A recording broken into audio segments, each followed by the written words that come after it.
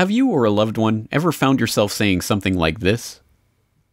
Let us never tolerate outrageous conspiracy theories concerning the attacks of September the 11th. Or this? Yeah, come on. Listen, there has never been a conspiracy in this country. Or this? And conspiracy theories are bullshit. Then you might be suffering from cognitive dissonance. Cognitive dissonance? What's that? The theory of cognitive dissonance was first posited by American social psychologist Leon Festinger in 1957 to explain the discomfort and mental stress that we feel when our beliefs, ideals, or values don't match up to reality. Festinger's theory states that when people are in a state of dissonance, that is, when their beliefs or values don't match up with their behavior or experiences, they will adjust those beliefs or values, or even adjust their perception of reality, in order to achieve consonance. Furthermore, Festinger showed that people will actively avoid situations or information that might challenge those beliefs and values in order to avoid dissonance. This theory helps us to understand how someone can both deny and admit the existence of a conspiracy in the very same breath. I don't believe in this notion of some sort of secret societies controlling people.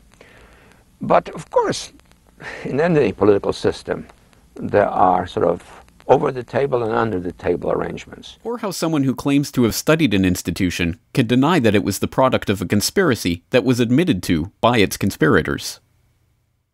Is the Federal Reserve a conspiracy theory? A lot of people in Washington are starting to believe that. I don't think so. It's a long-standing institution that's designed to stabilize the economy, and whether it makes mistakes or not, works or not, it's not a conspiracy.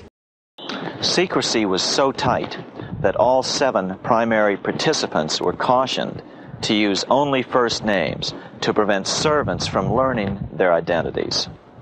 Years later, one participant, Frank Vanderlip, president of National City Bank of New York and a representative of the Rockefeller family, confirmed the Jekyll Island trip in a February 9, 1935 edition of the Saturday Evening Post. I was as secretive, indeed as furtive as any conspirator. Discovery, we knew, simply must not happen, or else all our time and effort would be wasted. If it were to be exposed that our particular group had got together and written a banking bill, that bill would have no chance whatever of passage by Congress.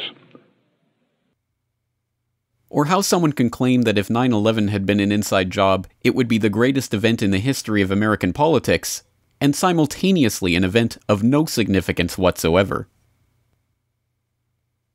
Did they plan it in any way or know anything about it?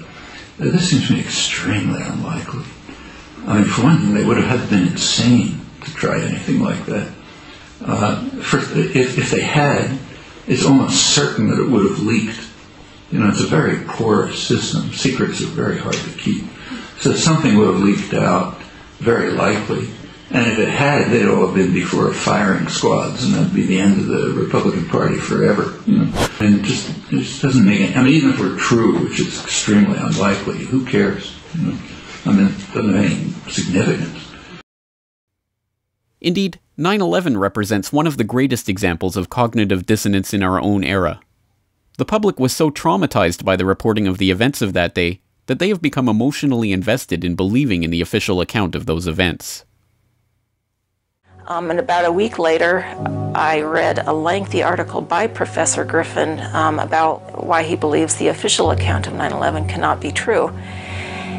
And it was a very well-researched article. I was in my office at the time. I sat there and I felt my stomach churning. I thought maybe I was going to be sick. And I leaped out of my chair and ran out the door and took a long walk around the block, around several blocks, and just broke down. I understand now that what was happening was my worldview about my government being in some way my protector, almost like a parent, had been dashed, and it was like being cast out into the wilderness, I think is the closest way to describe that feeling. And I sobbed, felt like the ground had completely disappeared beneath my feet, and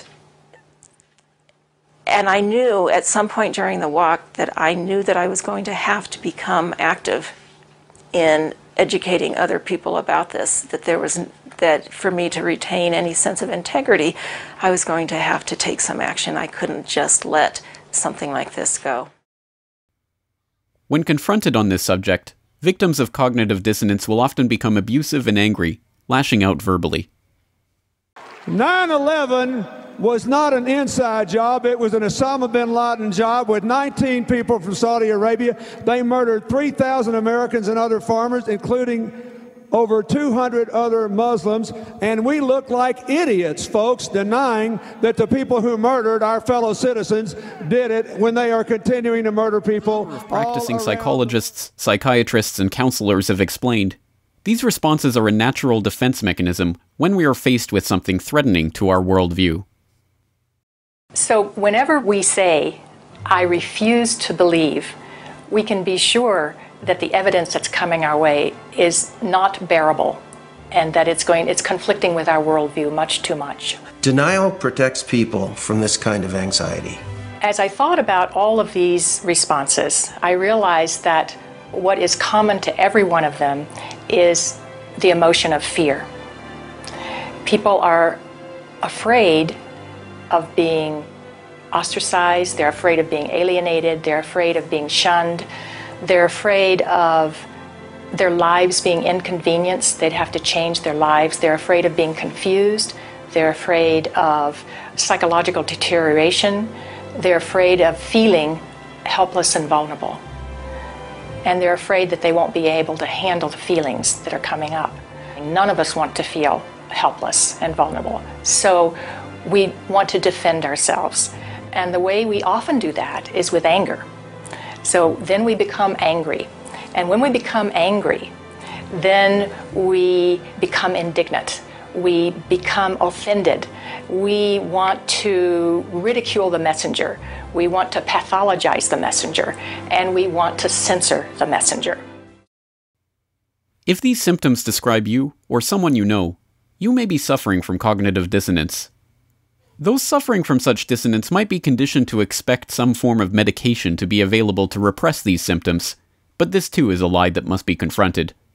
In truth, the only thing that can overcome this dissonance is to admit to yourself that you've been lied to, and to inform yourself about those lies.